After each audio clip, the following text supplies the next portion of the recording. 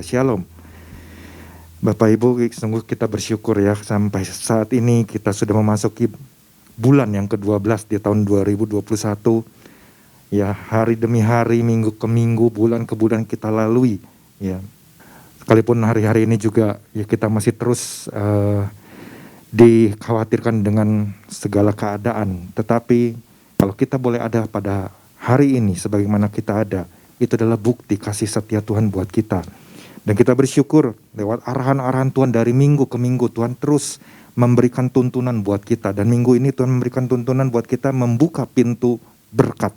Ya, kemarin Bapak Gembala sudah menjelaskan ya apa yang dimaksud lewat pesan ini, jangan salah dimengerti.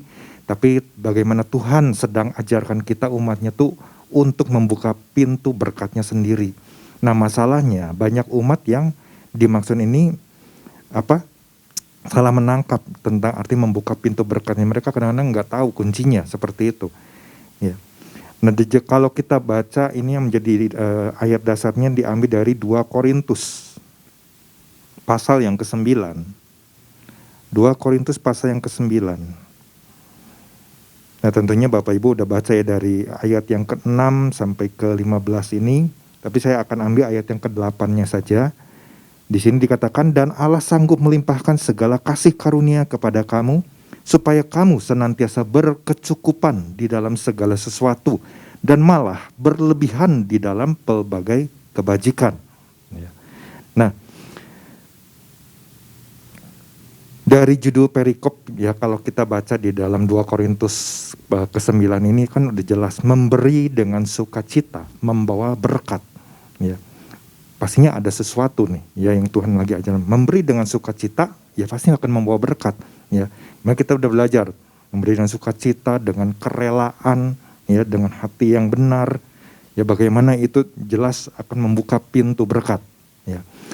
Dan Paulus sangat-sangat paham, sangat-sangat mengerti ya akan apa yang dia sampaikan ini.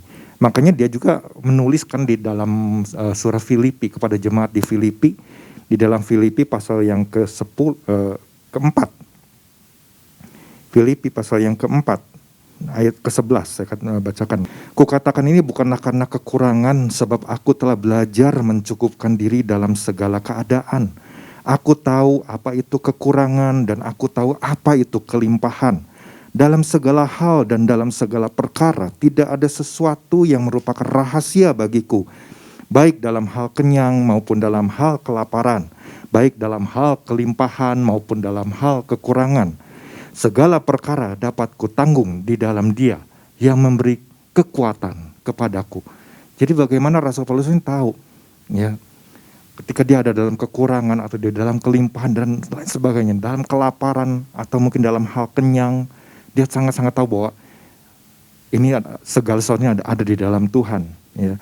Nah, kalau kemarin kita baca tentang soal berkat, ya kalau kita bicara soal berkat, kadang-kadang kan orang seringkali begitu mudah mengingatkan, oh ini dengan hal uang, ini dengan hal kelimpahan, kekayaan, keberhasilan dan lain sebagainya. Memang nggak salah dengan hal itu, tetapi kan kemarin sudah diingatkan bukan tentang hal itunya, tapi bagaimana kita belajar untuk memahami tentang prinsip-prinsip bagaimana kita bisa membuka pintu berkat.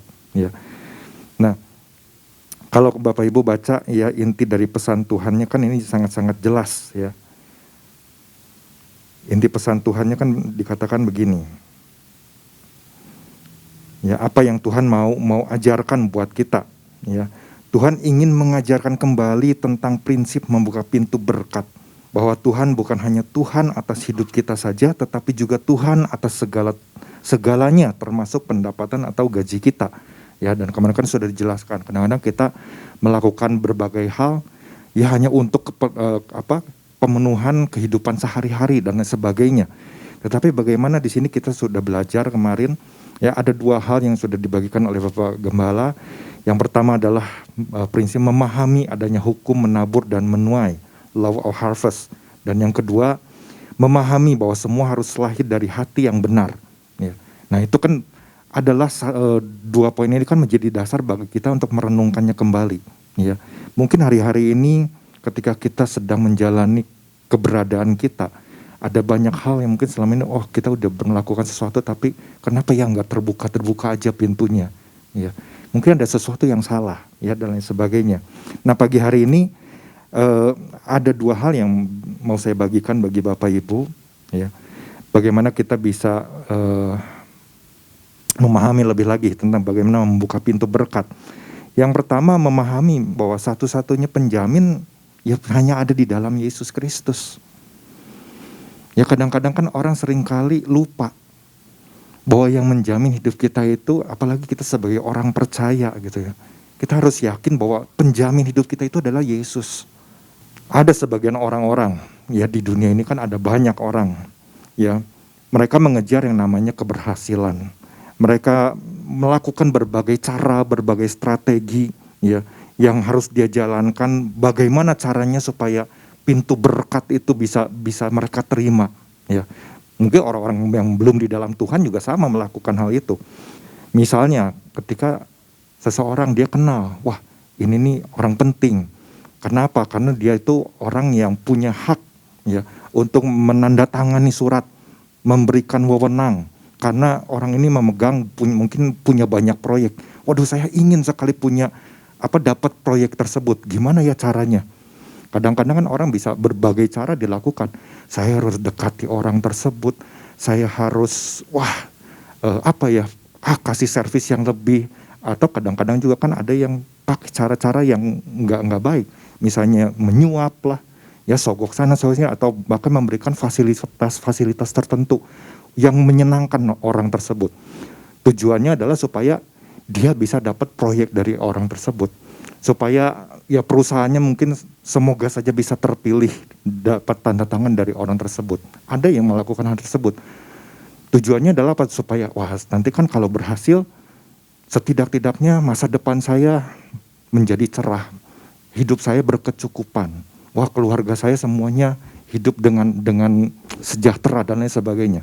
Ada orang yang selalu bisa melakukan hal-hal tersebut, ya. Ada sebagian orang seperti itu. Tapi ada juga orang-orang yang mereka melakukannya dengan cara yang jujur, cara yang bersih. Ketika mereka tidak mendapatkan, ya udah, mungkin itu bukan berkat saya, mungkin itu berkat orang lain, bukan bagian saya. Ya, mereka tetap bisa bersyukur. Ada juga yang seperti itu, ya. Nah, pokoknya ada banyak cara yang mungkin dilakukan oleh orang-orang ya hari-hari ini, ya. Nah, kadang-kadang kan hal apapun bisa dihalalkan, ya, untuk bisa mendapatkan sesuatu.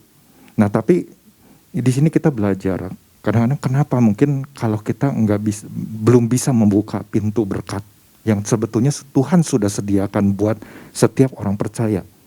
Jangan-jangan mungkin kita lagi salah di dalam berdoa. Sebagaimana Yakobus 4 katakan kan, atau kamu berdoa juga tetapi kamu tidak menerima apa-apa. Karena apa? Karena kamu salah berdoa. Sebab apa yang kamu minta, ya, apa yang kamu mungkin ucapkan kepada Tuhan, kamu ajukan kepada Tuhan itu lebih kepada hendak kamu habiskan untuk memuaskan hawa nafsumu. Artinya segala sesuatu yang kadang-kadang kita minta sama Tuhan tuh, pokoknya buat kepentinganku untuk aku dan sebagainya. Ya, seperti itu. Nah, kita bisa melihat salah satu contoh di dalam Alkitab bagaimana Hana, ya. Hana di dalam dia menjalani sebagai seorang istri, dia nggak punya keturunan, ya, sampai satu titik, ya, kemudian suaminya menikah lagi dengan seseorang yang namanya Penina, dan dari Penina ini lahir anak-anaknya. Terus dia dihina dan sebagainya. Nah, Hana kan mungkin dalam hari-hari yang dihadapinya selalu mendapat hinaan, selalu diejek dan lain sebagainya. Dia kemudian rasanya sedih, ya, mendapatkan perkataan-perkataan yang enggak mengenakan. Dia berusaha untuk udahlah saya lupakan, enggak perlu saya sakit hati. Ya mungkin kenyataannya seperti ini. Yang penting saya datang sama Tuhan, saya berdoa sama Tuhan. Ya mungkin dia melepaskan pengampunan, enggak mau ada kepahitan. Tapi mungkin ada saat-saat dia juga merasa sakit hati, Tuhan, aku terus dihina. Aku menjadi orang yang kayaknya terkutuk, karena pada saat itu kan kalau orang nggak punya keturunan itu dianggap terkutuk seperti itu. Aku menjadi orang yang mungkin ditertawakan oleh banyak orang dan sebagainya. Mungkin dalam tahunnya ketika dia berdoa sama Tuhan tuh cara dia berdoa salah, ya seperti itu. Tapi sampai satu titik ketika dia berdoa, Tuhan, kalau Engkau berkehendak aku punya anak, aku akan serahkan anak ini untukmu, ya, untuk Kau pakai sebagai alatmu. Di saat itulah, ya, itu sesuatu yang berkenan di hadapan Tuhan, dan Tuhan kan nggak lama kemudian Tuhan buka yang namanya kandungan rahimnya ini, sehingga dia bisa melahirkan seorang anak yang namanya Samuel. Dan dari Samuel kemudian kan bagaimana Tuhan bukakan lagi pintu kandungan rahimnya, ada anak-anak lagi yang lahir. Karena doa yang dinaikkannya adalah doa yang berkenan, ya, berkenan di hadapan Tuhan. Nah makanya disinilah kita belajar, ya. Kadang-kadang kita lupa siapa yang menjadi penjamin hidup kita. Ketika mungkin hari-hari ini dunia sedang dilanda dengan berbagai kesulitan, apalagi mungkin dalam hal bisnis dan sebagainya. Wah, kadang-kadang orang suka mengandalkan, wah saya harus deket nih sama orang ini. Dia itu hidupnya nyaman. Dia itu, wah segala pekerjaannya selalu lancar. Saya bisa, siapa tahu bisa kerja sama dan lain sebagainya. Ya bisa dapat, setidaknya mungkin dapat satu bagian lah mungkin dalam hal tertentu. Ya, seperti kadang-kadang orang bisa seperti itu Bapak Ibu. Ya. Tetapi mari kita belajar, ya, pahami bahwa Tuhan itu adalah satunya penjamin. Artinya ketika kita berserah sama Tuhan, kita tetap percaya akan janji Tuhan, bahwa Tuhan pelihara setiap hidup kita. Dia mencukupkan segala kebutuhan keperluan kita menurut kekayaan kemuliaannya. Itu adalah tanda bahwa kita tetap yakin bahwa hanya Dia satu-satunya penjamin buat hidup kita.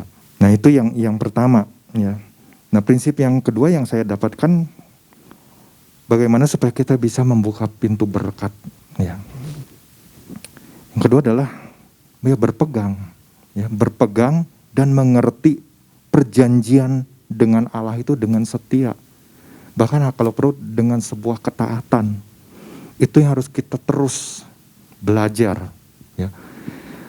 Orang kan kadang-kadang kalau misalnya melakukan sebuah perjanjian, ya misalnya dalam hal bisnis saja, dalam perjanjian kadang-kadang kan seringkali mungkin melakukan kesalahan atau melanggar perjanjian tersebut, ya. Entah mungkin karena sesuatu hal, ya, akhirnya ya udahlah dilanggar aja. Ini kenapa ya dia melakukan ini? Aduh, nggak cocok nih. Ternyata dia salah dalam hal ini. Udah, akhirnya bertindak semena-mena. Udahlah, pokoknya saya terlepas tanggung jawab. Saya nggak mau kerjakan lagi. Udah, kerjasama kita berakhir aja seperti itu. Nah itu kan tanpa disadari kita lagi menutup pintu berkat kita sendiri. Tapi kalau kita belajar, ya lewat mungkin perjanjian-perjanjian apa nih yang lagi kita buat ketika kita memulai usaha bersama, ya dengan rekan misalnya. Kemudian kita pelajaran dan kita paham, kita lakukan ya dengan sebuah ketaatan, dengan kesetiaan. Saya percaya pintu-pintu berkat itu akan senantiasa terbuka. Ya mungkin di dalam usahanya, ada jalan yang terbuka, diberkati, berhasil, ya semakin maju dan lain sebagainya. Tapi masalahnya ya orang ya seringkali lupa, ya. Bahkan tidak jarang juga kan, tidak sedikit, ya misalnya di dalam keluarga aja, ya. Dalam keluarga mungkin ibaratnya di dalam pernikahan udah diberkati di dalam sebuah pernikahan yang kudus, tapi ketika menjalani kan bisa saja terjadi yang namanya pertengkaran, perselisihan. Dan dia lupa dengan apa yang dia janjikan. Akhirnya karena sering kali yang mungkin bertengkar dan sebagainya, ya entah dengan istri, kemudian anak-anak dan sebagainya, ya akhirnya ya terjadilah mungkin entah itu perselingkuhan, perzinahan, ya perceraian terjadi seperti itu. Atau mungkin hal-hal lainnya, ketika punya kekhawatiran yang berlebihan, ya di dalam menghadapi berbagai situasi, ada sesuatu yang berlebihan, sangat-sangat khawatir. Aduh, sekarang ini saya tinggal segini, saya harus apa ya? Saya harus berbuat apa ya? Kemudian ya dia berpikir, udahlah bersepakat aja sama keluarga, kita melakukan ini. Ternyata keputusannya misalnya salah. Ya. Bukannya mungkin semakin membuka jalan, tapi justru semakin sulit. Ya. Nah, kadang-kadang mungkin orang nggak menyadari hal tersebut. Ya, kita bisa juga belajarkan dari salah satu keluarga di dalam Alkitab ya, keluarga dari Pak Elimeleh ini. Ya. Elimeleh, Naomi, Mahlon dan juga Kilion. Ketika satu saat ada di Israel sedang terjadi yang namanya kelaparan. Mungkin pada saat itu ada satu kekhawatiran yang cukup besar ya terjadi di dalam diri Elimeleh. Kemudian dia bertanya sama istrinya, gimana, apa yang harus kita lakukan, ini kelaparan udah semakin berat, ya, semakin sulit, apa yang harus kita lakukan? Apakah kita pergi ke tanah yang lain, kita cari, mungkin siapa tahu bisa berhasil, ya, dan lain sebagainya. Nah akhirnya mungkin mereka sepakat, tapi yang terjadi adalah tiba-tiba Elimeleh meninggal, kemudian menyusul. Ada Mahlon, ada Kilion juga meninggal. Ya. Nah, ini kan kalau di dalam situasi sekarang ini kan jadi sebuah pembelajaran. Ya. Hal-hal positif apa yang bisa kita tarik ya dari pelajaran tersebut. Mungkin pada saat itu kondisi mereka nggak bisa kita salahkan sepenuhnya seperti itu. Mungkin ada hal-hal tertentu kenapa mereka memutuskan hal tersebut. Padahal kan kita tahu Bethlehem itu adalah rumah roti, house of bread. Ya artinya pasti ada berkat Tuhan yang selalu ada. Tapi mereka nggak ngerti nih, mungkin mereka nggak memahami, kurang memahami dengan baik perjanjian dengan Allah ini. Janji Allah kepada umatnya itu seperti apa, mereka tidak pegang dengan sungguh-sungguh, tidak dilakukan dengan setia. Ya. Sampai akhirnya ya terjadilah hal-hal yang kurang mengenakan. Ya. Sampai ya akhirnya Naomi sadar dan dia dipulihkan kembali ya setelah dia kembali ya ke Bethlehem. Tapi kita bisa bandingkan, beda dengan yang namanya Ishak ya kan. Ketika terjadi kelaparan yang sama, pada saat itu dia berpikir, waduh ini kelaparan udah semakin sulit nih, gimana ya? Apakah kita pergi ke Mesir aja? Ya. Tapi karena ada firman Tuhan, engkau nggak usah pergi ke Mesir, tinggal di sini. Ya. Dan kemudian bagaimana waktu Ishak memutus, ya udah, aku nurut aja sama Tuhan, aku janji, ya aku pegang perjanjian ini sama Tuhan, ya. Kalau Tuhan mau memberkati, aku percaya, ya disitulah dia menabur. Waktu dia menabur kan bagaimana hasilnya, ya sangat luar biasa kan. Ya nanti Bapak Ibu bisa baca di dalam Kejadian pasal yang ke-26. Hasilnya sangat luar biasa. Karena apa? Karena dia memahami, dia sangat-sangat mengerti dan dia berpegang ya kepada perjanjiannya dengan Tuhan ini. Tapi bandingkan juga dengan yang namanya Yudas Iskariot, Bapak Ibu. Ketika dia dipercayakan oleh Tuhan untuk memegang kas keuangan ya dari pelayanan Yesus dan murid-muridnya. Mungkin pada saat itu pengelolaan dia nggak tepat. Ada sesuatu yang mungkin dia ingin gunakan, entah itu mungkin untuk kepentingan pribadinya atau mungkin untuk hal-hal tertentu, kita nggak tahu. Sampai bagaimana ia memutuskan untuk berani menjual Yesus ya. Pasti kan ada sesuatu yang nggak beres di dalam kehidupannya. Itu kan tanpa disadari itu udah lagi menutup pintu berkat.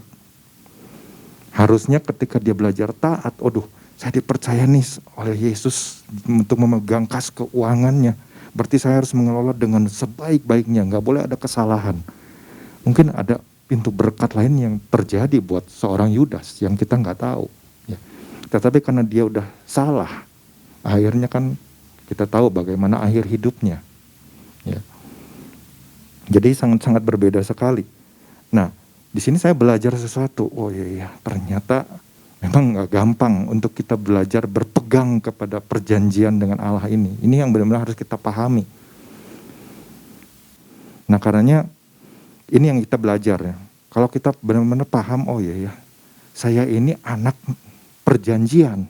Berarti setiap janji-janji yang sama Tuhan ini yang harus saya pegang.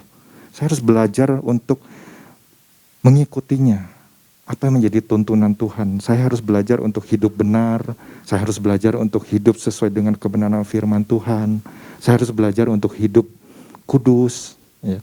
Saya harus belajar untuk hidup yang mengikuti arahan-arahan Tuhan, perintah-perintah Tuhan, ya. Ketetapan-ketetapannya Tuhan. Saya percaya ketika kita mau melakukan hal tersebut, maka pintu-pintu berkat pasti akan selalu terbuka. Ya. Tuhan pasti akan bukakan jalan. Tapi kalau kita mungkin memilih-milih, yang ini saya taat, yang ini enggak, beda berkatnya pun pasti akan beda. Tapi kalau kita taat sepenuhnya, kita paham dengan apa yang Tuhan janjikan, maka segala hal-hal yang luar biasa boleh terjadi dalam kehidupan kita. Karenanya biarlah pagi hari ini yang kita mau untuk belajar. Ketika kita dipercayakan apapun, ya untuk mengelola apapun, ya mari kita pegang segala sesuatunya itu dengan benar. Ya, karena kita tahu prinsip-prinsip dari hal-hal yang Tuhan sudah ajarkan. Ya, demikianlah firman Tuhan. Biarlah jemaat Tuhan, apa yang saya bagikan pagi hari ini boleh memperlengkapi Bapak Ibu untuk terus memahami prinsip-prinsip membuka pintu berkat. Tuhan Yesus memberkati.